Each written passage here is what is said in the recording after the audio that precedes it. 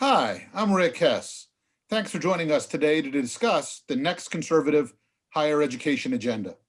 Higher ed agenda is on is all over the place. It's a student debt forgiveness has been a hot talking point for the left for at least a year now. The Biden administration has promised to do something about student debt. Free college has been something that has been talked about actively by Senators Elizabeth Warren and Bernie Sanders. The Biden administration has promised to move on it. COVID has created massive disruptions in higher education across the land, and we've had fierce conversations about how campuses are responding and whether they're being responsive to the needs of students and communities. And then, of course, we have just enormous concerns, I think, legitimate concerns about about the state of free inquiry and even of free speech on campus, about cancel culture run amok. So a lot of issues going on. And as with all of these next conservative ed agenda conversations, it feels to me like we often come at these big, important kitchen table issues from the right in a way that is frustrating to parents, to students, to voters, to policymakers. I know much more about what we're against than what we're for. And what we really want this conversation today to be about is certainly we'll be critiquing some of what's been offered up and some of what the left is suggesting or what campuses are doing. But what I'm particularly interested in is what should we be for? What should conservatives be for when it comes to solving real problems for American students and families and communities when it comes to higher education? It's a big question. And fortunately, we've got with us three phenomenal panelists who spend a lot of time thinking about just that and who offer smart, incisive, concrete suggestions as to how to do more than get frustrated and complain. We've got with us my own dear colleague, Beth Akers, resident scholar right here at AEI.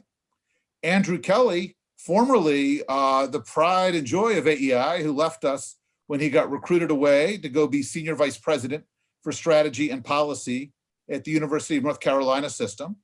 So those of you viewers who are members of the UNC system or children in that system and you're frustrated, Andrew's the guy to bring the hate on. And then third, we've got with us our dear friend, Adam Kissel, formerly of the US Department of Education, currently a senior fellow at the Cardinal Institute for West Virginia Policy. What we're going to talk today about is what are the challenges and what should we do about them to solve real problems? Before we get into the particulars, I want to make sure you know that we'll be taking your questions at the last portion of this. You can either reach out with questions to the terrific RA, Haley Sannon at aei.org. You'll find Haley's email on the event invite, on the event page, and she can funnel them to me. Or you can use the event hashtag, the Twitter hashtag, hashtag next conservative higher ed agenda. That's next conservative higher ed agenda. We'll be wrapping up at 5 o'clock sharp, so let's get things started. Beth, let me throw it to you first. What are one or two things when we think about the challenges of the higher ed landscape that folks really ought to be attuned to? Well, I'm going to start with student loans because that's the one that's the top of everyone's mind. I want to make sure that when we're thinking about student loans, that we're thinking about them the right way. This is not a tool that is reserved for low-income people anymore. And that's a common misconception that I think is leading a lot of people in the wrong direction when it comes to policy. So, to be critical of what's already on the table, the idea of student loan forgiveness, if you appreciate the fact that a lot of people who have student debt are actually in great circumstances because they've made big investments in college that have paid off for them in terms of high earnings, a giveaway to those folks is not what we need. Targeted solutions are what we want. I'm happy to talk more about that, but I'll bounce it back to you. That sounds great. Andrew, well, you're actually in the middle of this, trying to help folks negotiate the pandemic. What are one or two things that folks should be more attuned to than maybe we've been? Great question, Rick, and thanks for having me, and great to be back in the friendly confines of AEI, always, such as it is. I think that the pandemic has raised a number of really important and fundamental questions, and in fact, given traditional higher education a little bit of a head start on what's coming their way due to demographic change. And what I mean by that is we're looking at a plateau and a decline in some places in the number of 18 to 24-year-olds, those traditional age students that have tended to make up the large share of traditional higher ed's clientele. So that's going to leave us wondering, where are we going to get our next batch of students from? I think the pandemic has pointed out that that the lines between online delivery and in-person delivery have blurred considerably, right? We need to think more clearly about what digital education means for a traditional in-person degree program, right? What can we learn about how to teach students better and in more creative ways? But I think it's also led to accelerated this conversation around unbundling of college degrees, right? Because suddenly you had these students, when colleges had to pivot and go remote, you had students who were getting the instruction and the assessment and the teaching, but none of the other stuff that they had been paying for, right, in the past. And so I think that has naturally raised questions about the bundled model that we have had for the better part of, you know this better than I do, but 2, 3, 4 centuries, right? So I think those are some big ones. Changes in consumer demand coming out of the pandemic, I think, are going to be really interesting to watch. Mm. And Adam, when you're looking at the landscape, what are you focused on? What should folks be thinking about? I'm saying two things. One, to build on the previous comment, what we're seeing in college enrollments is, I think, bimodal. We see some colleges getting, because they have a good credential and a good brand name, lots and lots more applicants than they're used to getting, whereas a bunch of other colleges are really struggling. And I know a college president who told me he knows a dozen other college presidents who say their colleges are probably going out of business this year. And so about a decade ago, I wrote a piece on the higher education bubble saying one day we'll say that it popped, but it's going to be more like a hissing tire than a popping bubble. It's going to happen more slowly than we think. But this past year has made it more dire for many colleges. And then the second question is cancel culture, which I'll talk about more, and the question of what you do about that in the culture of a particular campus. That's great. Well, I think you guys just pretty much touched all the hot button issues of the day. So let's get into it, Beth. So what you just alluded to with student loans is that maybe the narrative, as I hear you talk about it, I always get the impression that maybe the media narrative, and certainly the Sanders-Warren narrative, may be misleading. And if the diagnosis is misleading, I suspect the remedies they're offering are misleading. So talk us through a bit how to better understand the challenge, and what should we be for if we're not for kind of the Sanders-Warren plan? Sure. So if you learn about student loans from the newspaper, you would believe that everybody has $100,000 in debt and is working as a barista at Starbucks.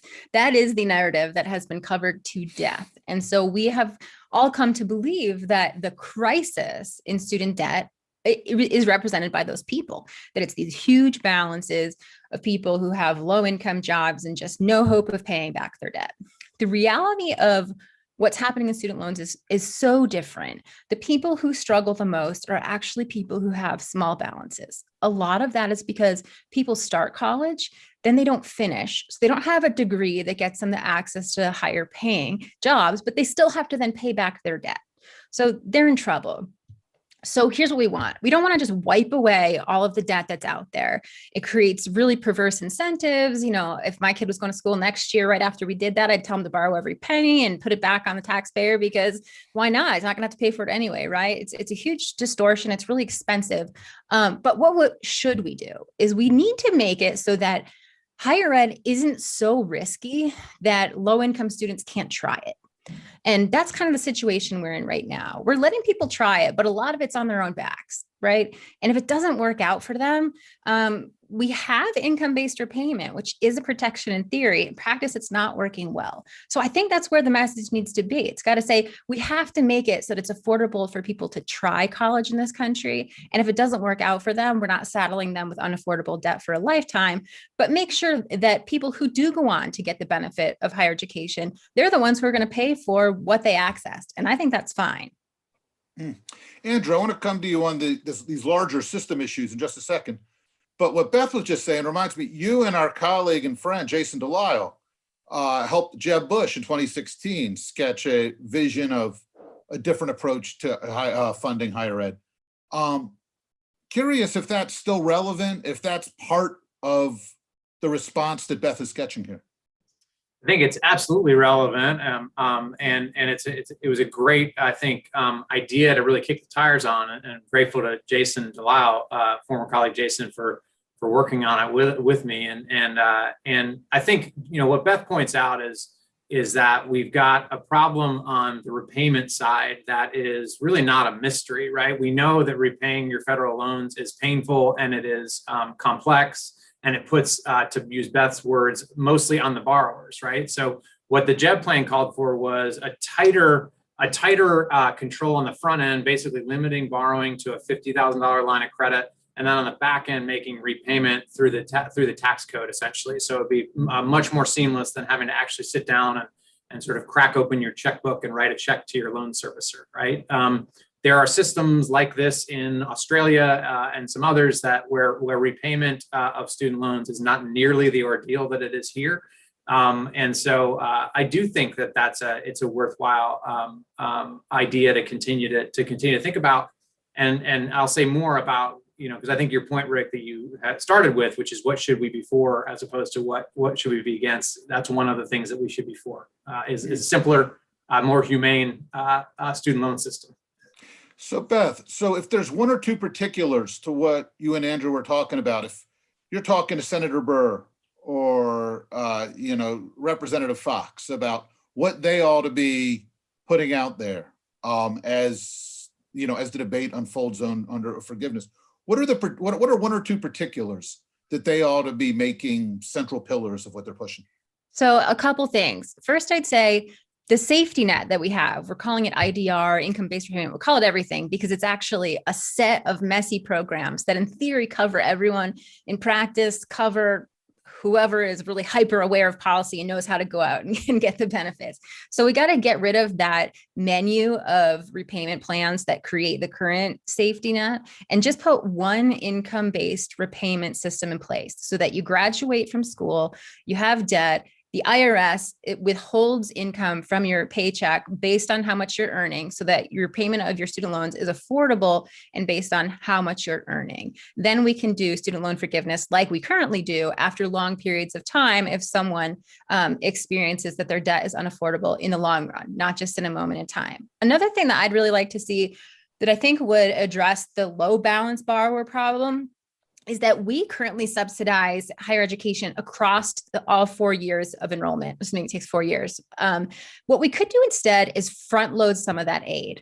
So if you think about it this way, somebody who starts college, rather than having $2,000 every semester that they're enrolled, we give them $16,000 right up front for their first semester. So you can try your first semester at a lower cost. You don't end up with that unaffordable loan balance that you get if you leave before completing their degree. Yet, if you are someone who goes on to continue to complete their degree, we haven't given you any extra aid. So basically, it's focusing aid so that it's in the earlier years of enrollment, decreasing the non-completion, non-repayment problem, and making it easier, like I said, for people to try higher education. And it's not so financially risky for them to do so. So Adam, let's shift gears a little bit because I want to get on the table some of these also larger, I guess, cultural debates that feel so central to this. You obviously have spent a lot of years trying to keep a watchful eye on how campuses are going about addressing and supporting free inquiry and free speech. Could you talk to us a little bit? You know, we know the horror stories, and we know that higher ed says, well, those are outliers. That's not a real phenomenon. Can you give us a sense of how real or not real the phenomena is? And what are some constructive reactions to it other than the justifiable frustration we all feel?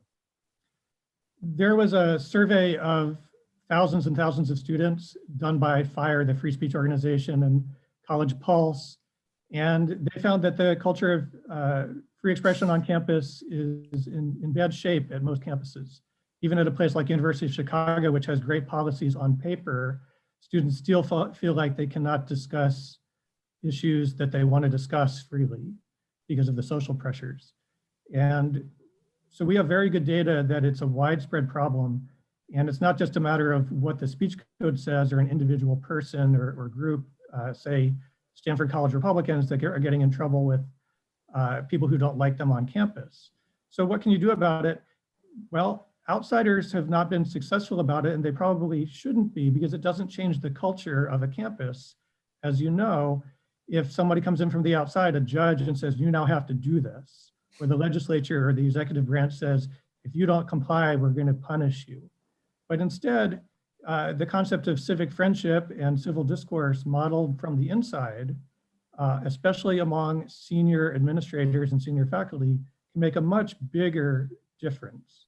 So if you go to student orientation, I think Purdue has done this, and they say, you hear something that you find offensive, find your voice and fight back with better speech. That's something that the student life people can tell the students, hey, you're an adult now, you have to handle the jungle, as Van Jones has said. Whereas lots of other student life folks at other colleges say, if you hear something offensive, you need to cry to us and we'll fix the problem for you by shutting, right? So there's modeling good behavior. And at Stanford, again, with the Stanford College Republicans is my example, and the Hoover Institution also being in trouble with some faculty who didn't like them on campus. You have senior officials saying, you know what, we're a free speech campus. Not only are we not going to punish the free speech of the organizations, but we love them here. We're a diverse place, we're a pluralistic place. And when the senior administration does that, instead of cracking down on speech, that's the lesson. In North Carolina, as another lesson, just to close, there have been some really healthy debates at branch campuses as well as the flagship campus. And if the president says, all right, Constitution Day every year, we're gonna have a real debate between two of our faculty members. We're gonna model good behavior and show how to fight one kind of speech with another kind of speech, and we leave being friends. That makes all the difference. And that is what is gonna change the culture, so that students go out after they graduate and they say, you know what, I'm actually prepared to do that. We have to have some curricular work there too, but I'm prepared to do that instead of prepared to shut down speech I don't like. Andrew, I mean, obviously North Carolina just came up, and I was going to say, you know, in your role, you work not only with UNC Chapel Hill, but lots of other campuses across the state with very different cultures, I'd imagine. Curious how you've, you know, over the last several years, how you've experienced this challenge and what you've seen that seems promising.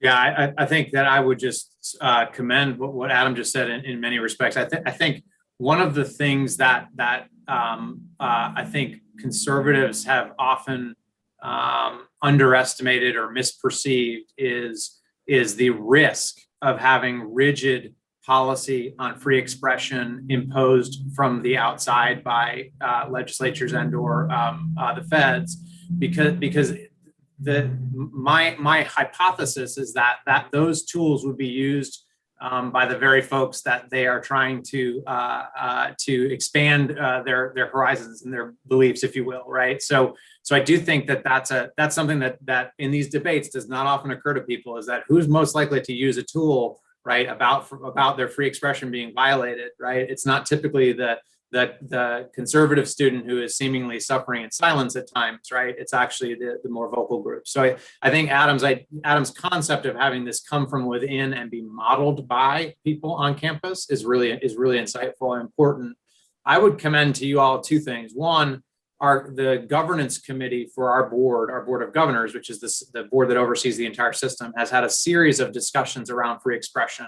And one of the ideas that has come up there is to have continue to have speakers come from different political persuasions and actually model this on the Board of Governors platform and/or on the individual university platforms. The second thing I would say is a really good study by 3 faculty members who themselves were modeling this behavior, because they are all from very different backgrounds. One is an AEI alum named Tim Ryan, who's a professor in the Department of Political Science at UNC Chapel Hill. The other two, Mark McNeely from Keenan Flagler Business School at Chapel Hill and Jennifer Larson from the Department of English and Comparative Literature, did a great survey of students at Carolina and asked them all of these questions. You know, how do you feel about the environment for free expression? Are your professors markedly liberal or not, right? And what they found was free expression is not as good or healthy a place as it could be, but it's not necessarily the usual suspects that we hear a lot about sort of the, left-wing professors indoctrinating students. It's something different, right? It's that oftentimes students are policing other students on speech-related issues, right? Which is a different kind of problem to solve than I think most conservatives have thought about in their writing and their work on this topic. Mm. So Adam, so you guys have just complexified this in two huge ways. One, I hear you saying that efforts to, state legislators or federal officials to come in might not help, might make things worse. Second, I hear Andrew saying that maybe some of the problem is less, campus mandarins squashing speech than it is the young generation, hall monitoring each other. So to the extent that, so I can hear folks saying, well, okay, maybe that's plausible, but what the heck do we do about it? So what are some things folks can actually do about this? Great question, thanks. So most of us, especially in the policy world, we are the outsiders. So we need to be able to equip and encourage the insiders to do what we think should happen. So for instance, at UNC Wilmington, where Mike Adams, the late Mike Adams, ran some really good debates and engendered some controversy, I'm working with his family and donors, and we're trying to put together a scholarship fund and an endowment for a Constitution Day debate that will be handled on the inside. So the outsiders can provide money and encouragement, but the program is run by UNCW. If they agree that they want to do it, I think the signs are good that they might want to do it. So money helps, right? But you have to endow properly, or if not endow, give money to the right place. And since money is fungible, you want to make sure it goes only to that thing and doesn't free up money for some other thing, right? So you have to write your grant agreement well, but then also to encourage and support the student groups and the faculty members who want to take it to heart and really have that modeling of good behavior. And I think we can do a lot to highlight the things that are happening on campus that are good, so we get more of it. Is there evidence that that responsible role modeling by adults, or that these models can change this dynamic student to student, make students feel more comfortable speaking up or push back against the hall monitor dynamic, or do we just not know? I doubt that we have great data on it, but I'm pretty confident qualitatively from two examples that the way you introduce students to the college experience at the beginning has a strong effect on what they actually do or think of themselves as doing. So again, the Purdue example, I think does a very good job of saying, here's what you do when you face speech you don't like. And it models that for students so that their solution or their solution box of tools has the right tools in it and not the wrong tools in it. And then second, University of Chicago, at the beginning of every academic year for the freshmen, they have the aims of education address. They say, all right, you're now here at a real research university and you're the freshman. What you have entered is going to be scary and great. And you're going to have to ask hard questions and think about the hardest questions of your life because they matter for your life and for everyone else. That's what we're doing here. And by the way, we're all going to read some of the same books together. So whenever you encounter other people in the dining hall, you can pretty much count on the fact that everybody else is reading the apology, right? What do you do about these philosophers corrupting the youth? Thinking for yourself for the first time. And you actually have something you can talk about with a stranger on campus.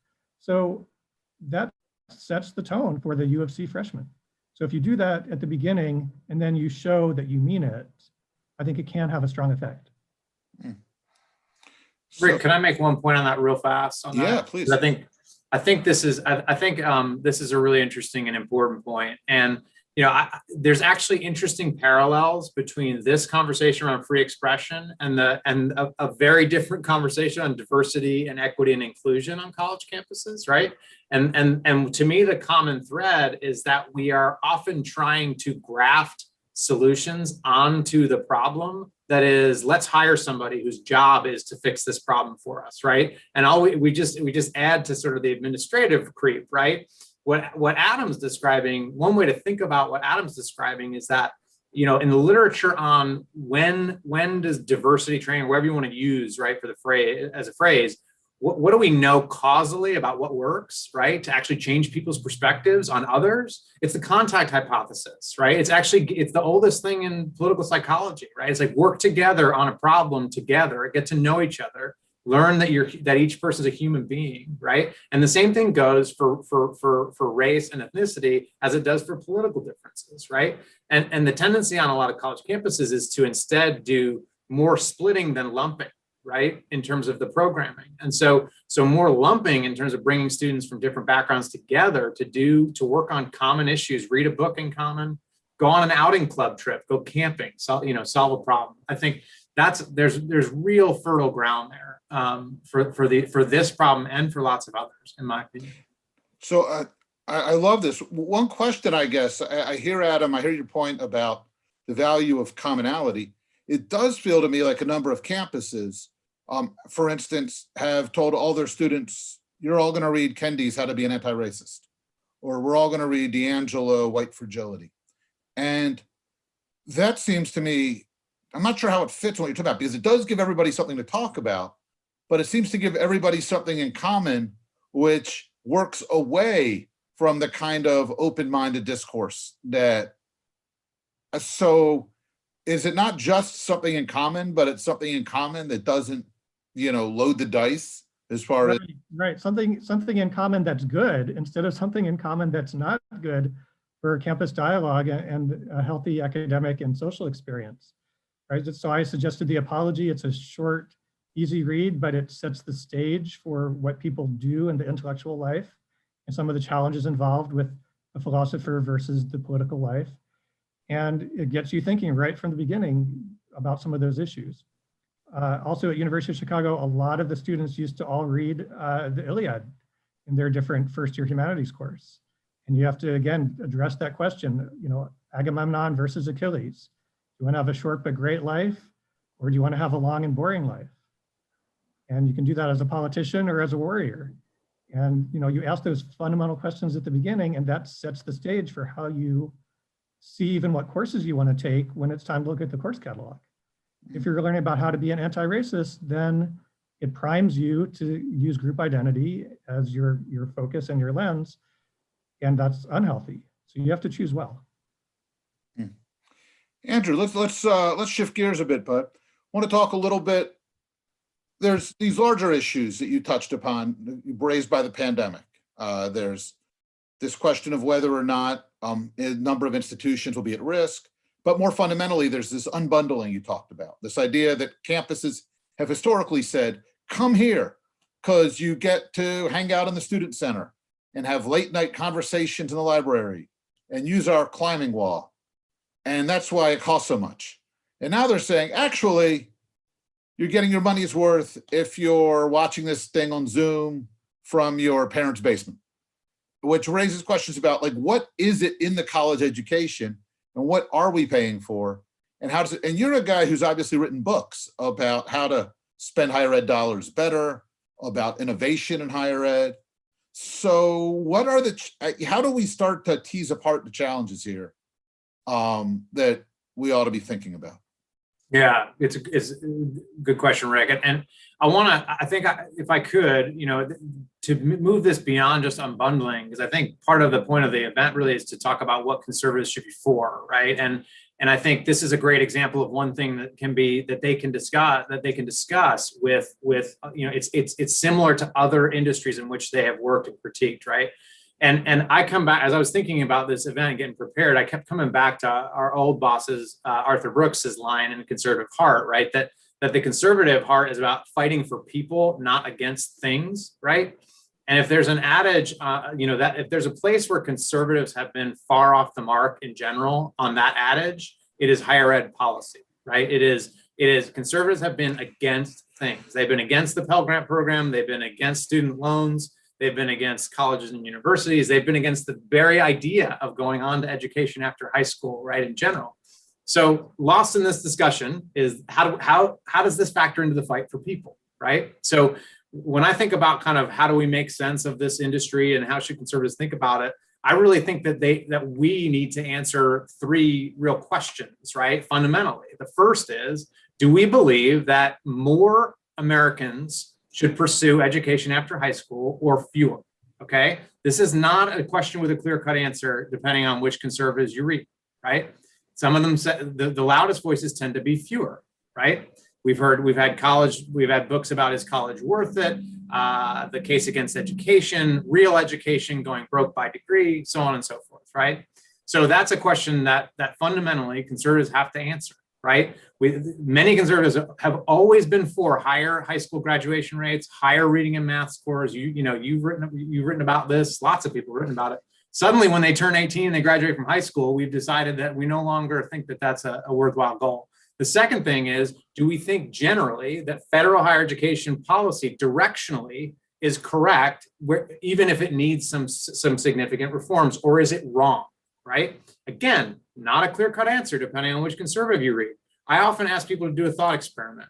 Imagine we had the system of federal higher ed aid in K-12.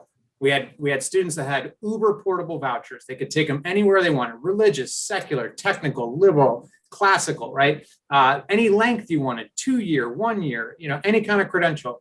Imagine that's a conservative dream, right? Conservatives will say, this is terrific. This is what I've been advocating for my whole career. It's what we have.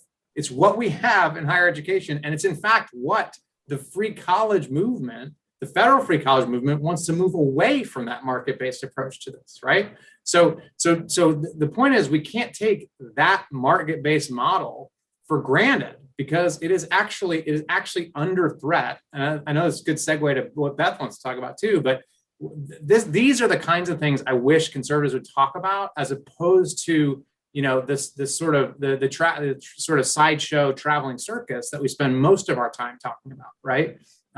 So I didn't answer your question about unbundling, but I wanted to just share that riff because I've been thinking about it. No, that's a fantastic. And I'm going to come right back on you on it. But Beth, I do want to let you jump in here because you spent a lot of time thinking about this. So what else in terms of what Andrew just framed do we need to be thinking about? I think that's great. And especially like describing the Pell Grant system as this super portable voucher. I think it's like we don't quite realize the supposedly competitive system that we're already operating in. But as an economist, I want to imagine this perfectly competitive market with full information where people are shopping and that's all well and good. But the reality on the ground is that the market aspects of higher education are so constrained by the lack of information right now that even though supposedly this should work in kind of a conservative framing of how we might want to subsidize higher education, it's falling short. And so I think, that's another place where there's something that conservatives can be positive about, which is that we need to make information more transparent in this market. And that sounds like a lot of buzzwords, but what that means is if somebody's shopping for college, they need to be able to look and say, this is a price I'm going to be charged. This is what other people have earned after they've graduated from the programs that I'm considering. And is this a trade-off that's worth it? I mean, it's so basic. It's exactly like the underlying principle in every economic transaction you can imagine, except it can't happen in higher ed because of the advantages that we've given institutions and in terms of them having access to all of their consumers' financial information to perfectly price discriminate and charge them the highest price that they think they could possibly ever be willing to pay. And then pairing that with the lack of transparency, even in what the feds are doing to subsidize higher ed. I think you've got the Hope credit that's giving some dollars to families who are sending their children to college. We've got the interest rate deduction on future student loan payment. Then there's the potential for forgiveness and interest subsidies in the future. All of the subsidies that we're delivering in higher ed should come through one mechanism so that I know here's what the government is going to pay on my behalf. Here's where I can take it and where am I going to spend it and where's the best place and what's the best return I'm going to get. So that's kind of the gold standard in my mind. And then you get all the advantages that come with actually having a marketplace. Because while, we say we have a marketplace and in some ways we do today, it's so constrained that we're not getting some of the benefits. Okay. So Andrew, I just heard Beth throw two things out here that I know you've talked a lot about. You guys are on the same page on this. One is the need for better information to help folks make choices.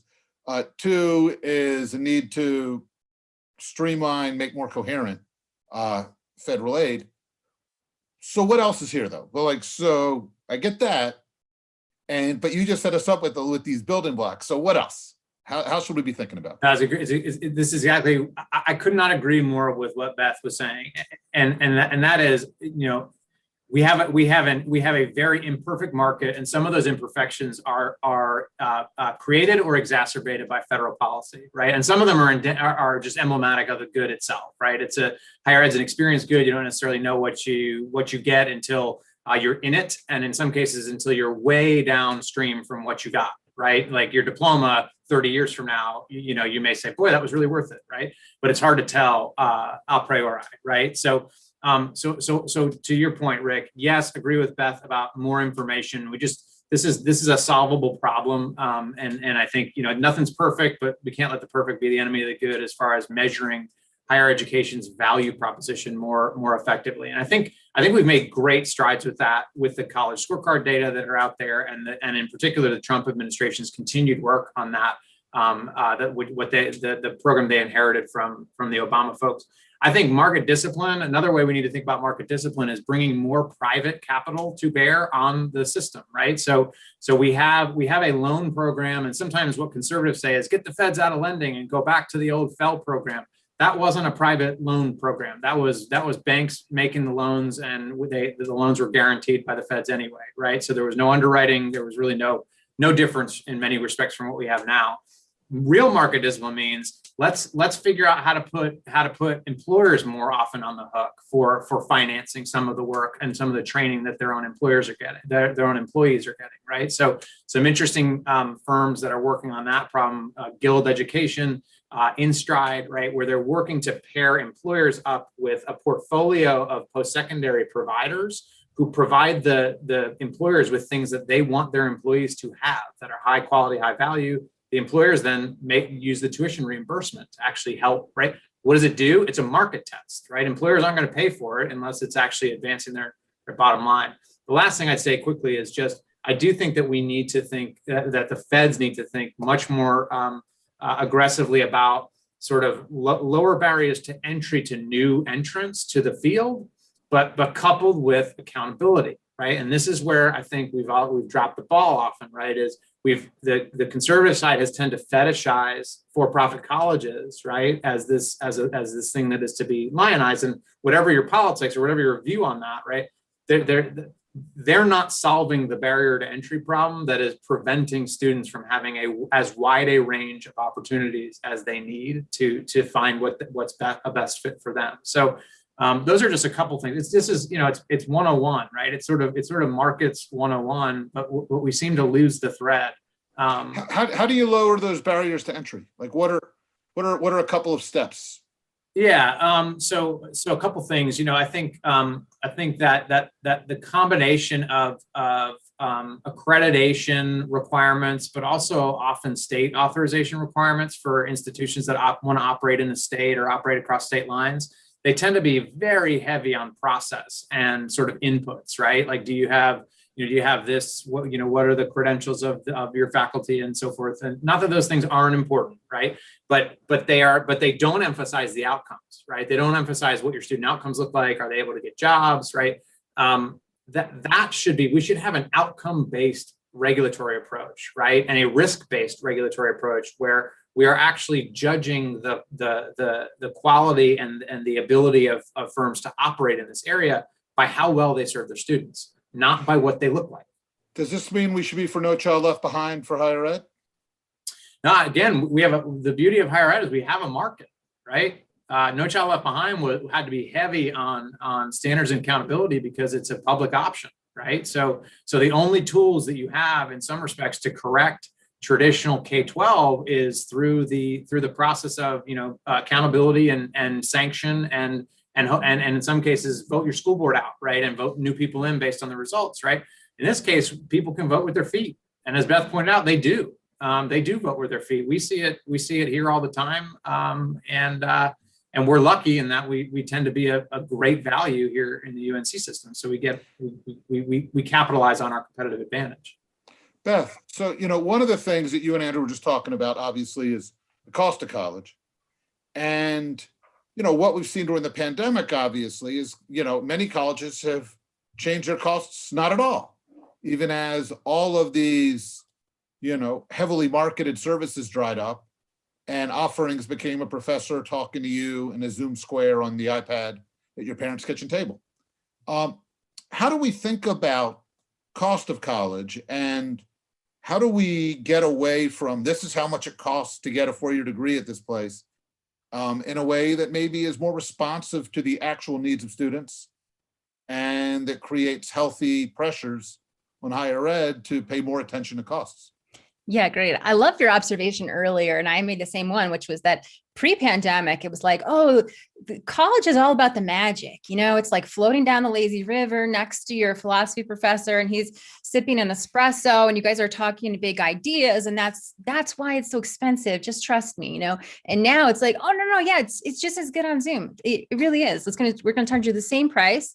And yeah, it's all good. I mean, that was absolutely bizarre how that happened. I mean, it's not bizarre, and it's not the institution's fault so much in that they had no choice. I mean, these are private entities that need to pay the bills, right? They've got to maintain their buildings and keep things going, even if the students aren't there paying, buying Taco Bell in the food court and paying for parking and things like that. So they're in trouble, and that was their natural response. It's humorous to me, but not to them, I'm sure.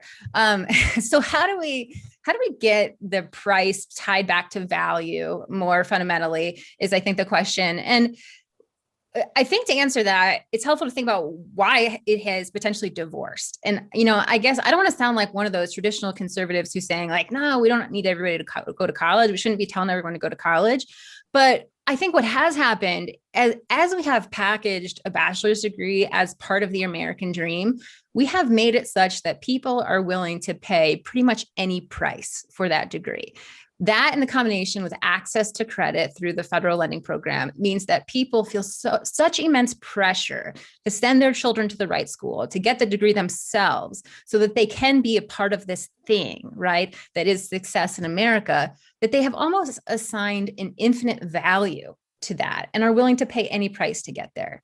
That is a fantastic position for schools to be in, right? Can you imagine selling a product that the government is now pushing and saying, iPhones are infinitely valuable, everyone should have one, right? Apple's going to skyrocket the price. I mean, it's just basic economics, right? And so we've done that with education. The reason I'm really keen on getting more information to consumers' hands so that they will do that sort of cost benefit analysis is because sometimes the price is fine. Harvard is expensive, but I'll bet you it's worth almost every single penny that people are spending to go there. Other places are not, but there's no general advice you can give to everyone that says exactly what you should pay and when. We need people to be able to know how to do a cost benefit analysis and actually do it. And once that's happening, then institutions have the pressure from consumers who are saying to them, hey, wait a minute, why am I paying you this when your graduates are making the same as what I'd make straight out of high school? I think that's the only way we're getting anywhere on pricing, is if we can get that discipline coming from consumers. And I do sense that there's a movement of consumers wanting to do that more. And I think COVID, that could potentially be the silver lining of what's happened here, is that people are saying, now, wait a minute, what was that line about needing to be on the lazy river, sipping espresso? And then what are you telling me now? And what does that mean about what I'm spending? And maybe I'm going to rethink it for my next kid. And that's what I'm hopeful about. Adam, I mean, one response to all this obviously has been the push for, free college, in which Washington will massively increase the funding for public institutions. This would, in one sense, this kind of alleviates the problem that Beth has just, described, which is if you feel pressure to get a degree, and this says, hey, if you go to certain places, your tuition's free. What are the right ways to think about the strengths or weaknesses of that approach? And is there a better model that conservatives ought to be for if it comes to kind of this desire to solve this problem? Well, nothing's actually free. I'm not the economist on the panel, but we all know that. And when something's free, somebody's still paying for it and somebody's still charging for it. And as Beth said, the one who's charging for it is going to make the price infinite if you make it free for the consumer, if they can. So that's a non-starter from a conservative point of view, or just any kind of responsibility point of view. So what both Andrew and Beth talked about in terms of, say, the college scorecard, I commend to listeners what Andrew Gillen at Texas Public Policy Foundation has done with some of his reports on what he calls the gainful employment equivalent, the GEE, looking at income outcomes, program by program, college by college, all over Texas. We're going to be taking that to a bunch more states this year, including West Virginia. And we're going to be able to say, if you get a degree, at least, with enough data, if you get a degree from this college in this program, here's what your financial situation is probably going to look like. Now, the advantage of that is that if your value is how much money you make after college, being able to pay off your loans, these are great sets of data that will eventually provide actuarial tables that then the income-based repayment people can use and actually help judge how much of your income you really can and should be able to pay back. So that's like the Boilermaker pledge at Purdue, where Purdue is putting up the money for you and you have to give a certain percent of your income back. Well, Purdue doesn't know yet what percent that should be, but pretty soon we're going to have enough data where we're going to be able to do that. Now, it's not good if your values are other things, like the networking effect and all the other values other than the amount of money you make after college. So we don't have good, what Purdue calls the well-being outcomes for their graduates, which they have studied now for 5 or more years, but almost no other college even knows how to ask about kind of your life prospects because you went to college. But Drew, I mean, a skeptic might be listening to us and say, well, guys, so Bernie Sanders is telling people, you want to go college, you go free. And we're for better information and less complicated loan repayment. It seems asymmetrical.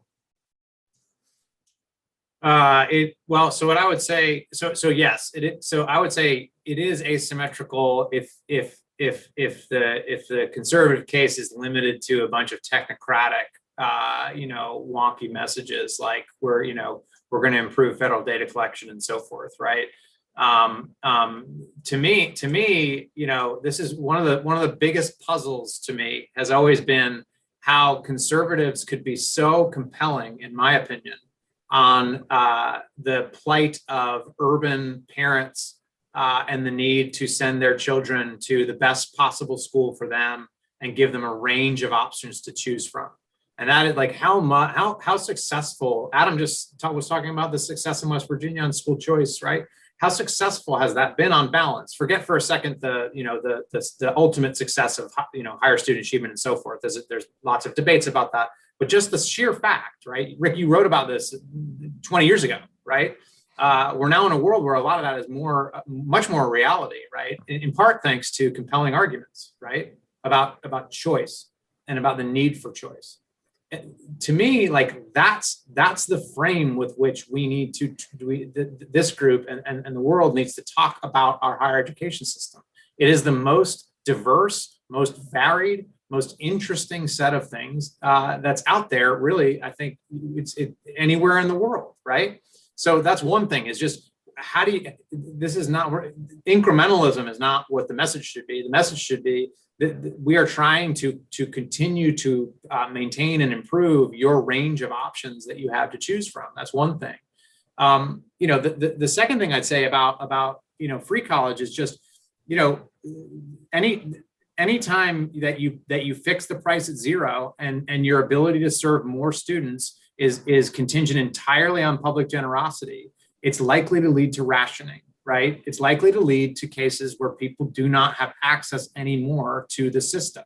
So it's paradoxical. It's a paradoxical result in some respects, because people say, no, free college is going to throw the doors open to anybody who wants it.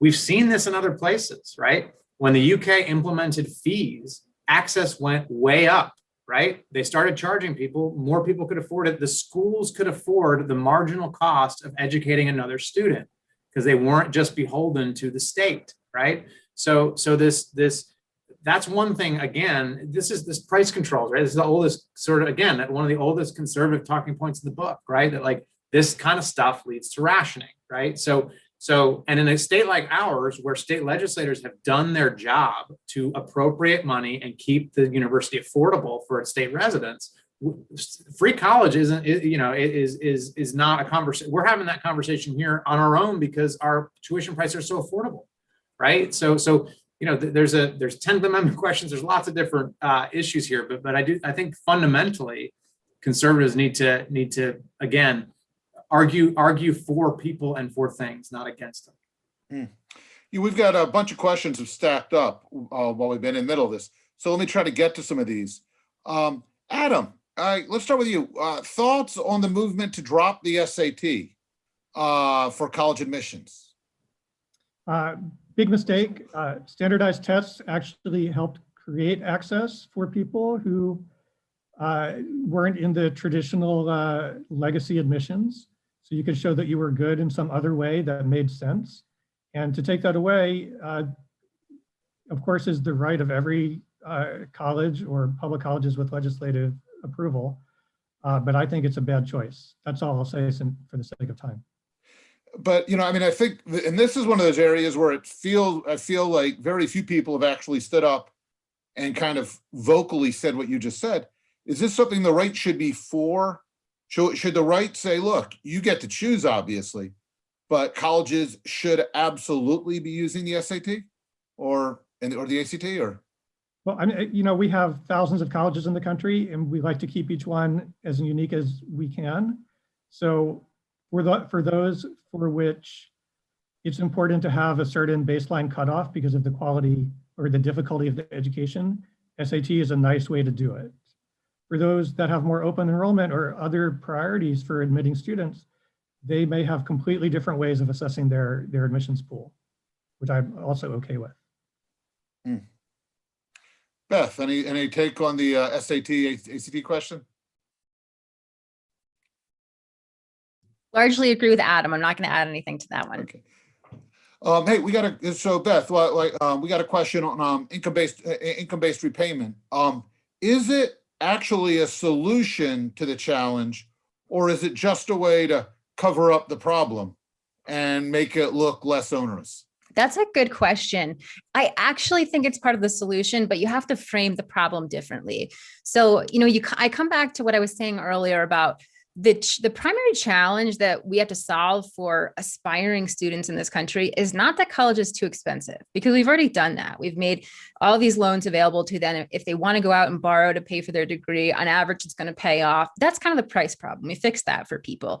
What we haven't totally solved yet is the risk problem. So in order for education to really be an effective tool for social mobility in the economy, it needs to be that lower income people can afford the risk of trying college.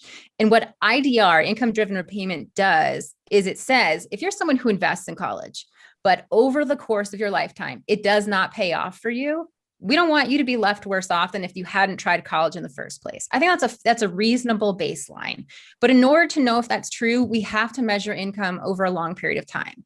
And the reason you can't do it in the short run is that, people will game the system if you do, right? I can work as a barista for 2 years, have my debt forgiven, and then go on with my life as a investment banker or whatever it is I'm going to do, right? We don't want that to happen. We want this actually be the forgiveness to be delivered in a way that's fair. And so that it actually is really only providing that safety net to people who would have been left worse off with college than without, and let the others pay their own way. So I think it's absolutely a solution, but it's a solution to a different problem than the one that we're often starting with. This next question points to a tension, I think, between social conservatives and libertarians. The Biden administration has made clear that it's going to push higher education to be accommodative of certain approaches when it comes to gender, transgender accommodation, and the rest. Obviously, this is going to pose issues both for religious students and particularly for religious institutions. How should conservatives seek to negotiate these tensions? I guess that one's for me, wearing kind of both the conservative hat and the libertarian hat. So look, religious freedom, and the Trump administration made really clear that conscience exceptions count. Those need to be honored, and this current administration is going to lose in court if they go after the religious colleges. There's a new group that's even stronger in terms of its conservative credentials than the CCCU, and its acronym is IACE, International Association of Christian Educators or something. And my guess is that they are going to have to be a plaintiff one day, not too long from now. Now, in terms of Title IX, if you expand the ban on discrimination on the basis of sex to gender identity and then start to enforce it evenly, there's going to be lots of organizations that have existed to provide so-called safe space for people in the sexual minority groups who now are going to have to open up their safe spaces to people who are not just allies, but people who disagree strongly with their point of view. If the education department is going to be serious, that just like the safe space for a golf club that was only open to men, you have to now open that to women, you have to open up all of these other groups too, and folks like me are going to try to hold them to it. So they need to be careful about what they ask for. Yeah. Well, let's make this the last question. I'm curious responses. Should conservative parents do everything they can to send their children to conservative institutions of higher education, like Hillsdale? So I'll just say one thing about this quickly, Rick, because I know you've done a lot of thinking on the creation of new universities. So set to the side any particular university. I know you've talked some about the utility or desirability of creating new institutions, and so I think what I would suggest is that conservatives need to decide, let's say, whether they want institutions that are mirror images of the ones that they are so upset about on the left, meaning they want to have colleges that have one point of view and it just happens to be the one they agree with, or do they want ones that actually have a competition of ideas? And so I think thinking about it as, should I go to great lengths to send my children only to one type of place? That to me is a recipe for further polarization, further fraying of the of our civil discourse and our democratic society. Personally, but guys, we are at time. Let me give you each just a brief closing word. If you had just a couple sentences for folks with us today, one thing that they ought to keep in mind about what we ought to be for as we look at the next year, the next 4 years, the next decade. What's one thought you would leave them with? Beth, you want to kick us off? Sure. I'd say we need to make it safe for people to try college, regardless of the familial income that they come from, but not give away the farm to people who don't need it. Adam. I think it's a message of empowering students intellectually and culturally to have and want to have civic friendship across every boundary that may be presented to them. Terrific. Andrew, last word, pal.